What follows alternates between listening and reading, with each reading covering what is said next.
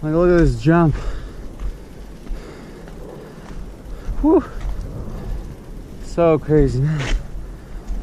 That is sweet. Cool.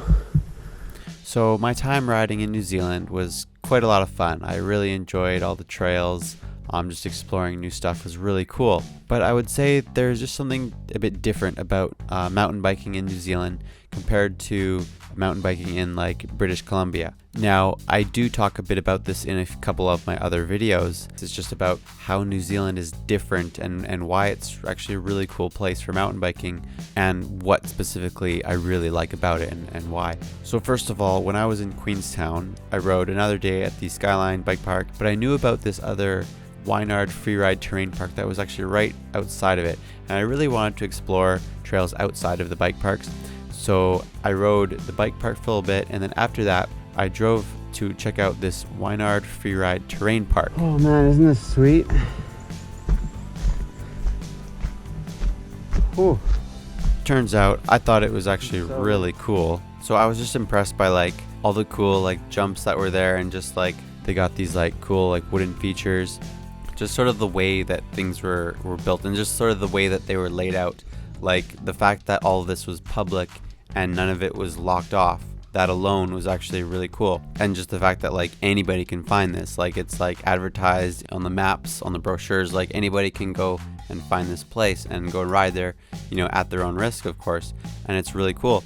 I really love riding wooden features a lot, and so it was cool to see there's still like, you know, skinnies and just bridges and stuff here in New Zealand, more so than I would generally find in BC.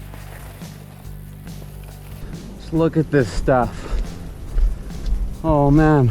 Now, the huge cherry on top of this Wynyard Freeride Terrain Park was this one trail called Dream Trail, rated as triple black diamond, and it's just a massive jump line. Like, it is so sick. Like, oh my goodness, I really want to ride it sometime.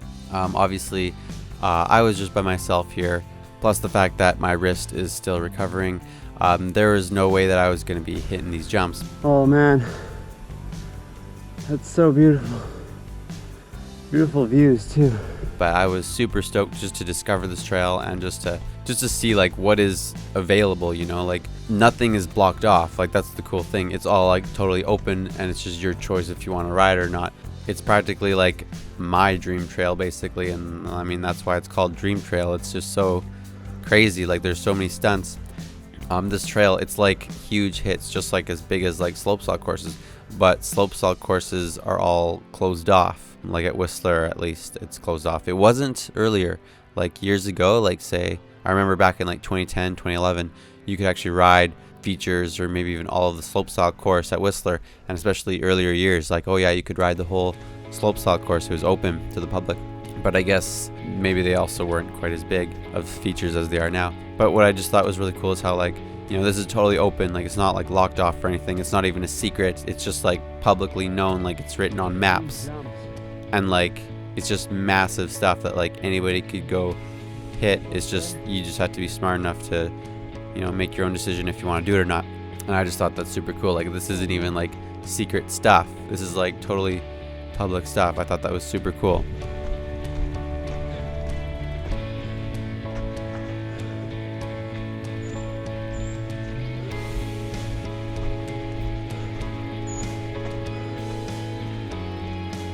That's cool.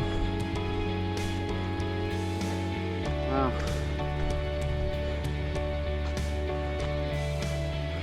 And I think it kind of relates a bit to how New Zealand is, you know, much smaller population, so there's much less mountain bike traffic in New Zealand compared to in North America. Mountain biking is getting bigger and bigger worldwide, basically, but I mean, North America, there's so much more population, so then, you know, big bike parks get bigger and bigger. They want to appeal to, you know, a wider audience, so Whistler like dumbs down their stuff. Like I was talking about in my Queenstown video, they did not seem to like dumb down stuff for the riders. They just kind of, you know, got away with more stuff. They had some more cool like random features that kind of reminded me of like the earlier days of mountain biking in North America, where things were just more exciting, more interesting, where you could just like come across these like super sweet features and just be like inspired by them and be like, oh man, I want to get good enough to be able to ride those jumps or something like that, you know, just crazy stuff like that. Whereas especially with like bike parks and stuff, there's definitely a limit to like what they're going to allow at a public bike park, because they don't want to be held responsible and stuff, and then plus they want to have enough easy stuff for the, you know, beginners and stuff like that. You know, dumbing trails down and making easy trails, they don't inspire anyone to want to become a rider. They don't inspire anyone to want to become a better mountain biker, because there's nothing interesting about, you know, mediocre trails. There's nothing interesting about mediocre stunts. So like, here's some really cool, interesting feature. I thought it was really a bit sketchy actually. You like jump onto a wooden little wooden bridge. You have to jump onto it. Isn't that funny? Pretty sketchy, especially in the wet. You need to jump onto it. Oh, that's gonna be so slippery. Forget it. Otherwise, that would be fun. But and then you can like roll off. I just things like that are just so interesting. And then a little kind of skinny beside that. This is the Wynyard DH Express Trail.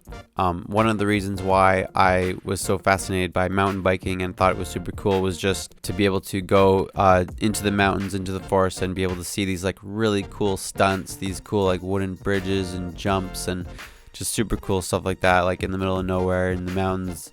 Stuff like that like inspires me to want to be like a better rider. I want to like ride those jumps, but like if that stuff doesn't exist anymore because everything is too kind of like wide open, like paved wide open, like, you know, Whistler trails.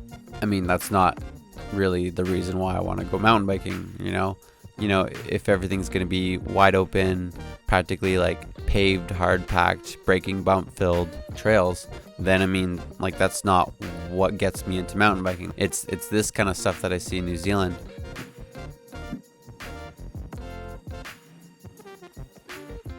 And I really wish that I could have ridden some trails outside of the Skyline Bike Park in Queenstown, because there's lots of other cool trails. I've seen some videos, like GoPro videos of people riding some sweet trails.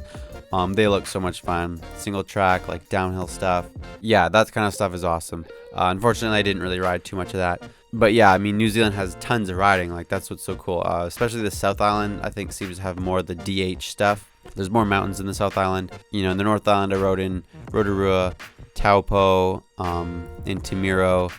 There's a lot of cross-country stuff there, and some kind of like DH or like enduro type stuff, kind of a mix of like DH and cross-country, whatever, just enduro type stuff in the North Island. But yeah, I mean, New Zealand was really cool. I definitely really enjoyed it a lot, and I would love to go back there again someday and just do a lot more riding, like riding around in Queenstown or other places like Christchurch.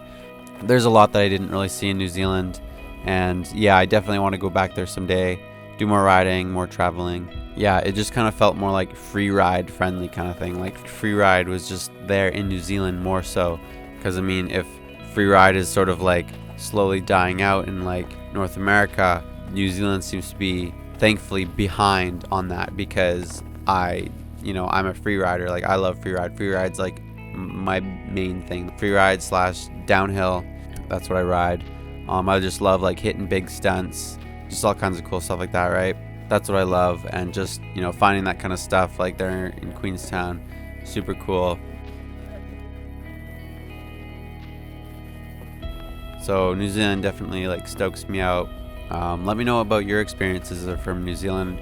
If any of you guys ridden in New Zealand, if you're not from there, or if you are from there, like, let me know your experiences. I'd love to hear more kind of opinions on like the difference between, say, New Zealand mountain bike scene and, you know, Canadian or American mountain bike scene, how they compare, you know, with the downhill kind of trails in New Zealand or North America.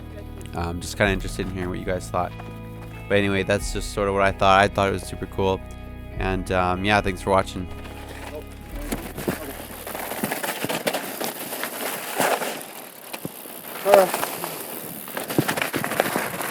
Whoa, tight one. Okay.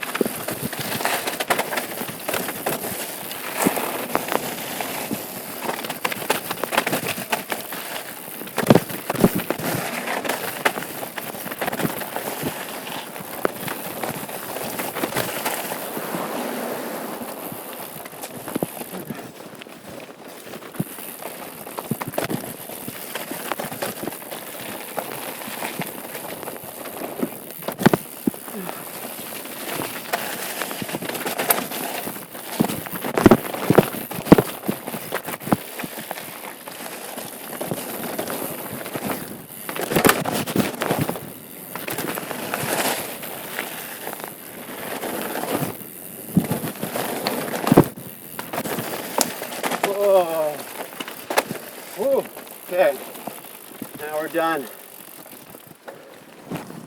On trail, good berm.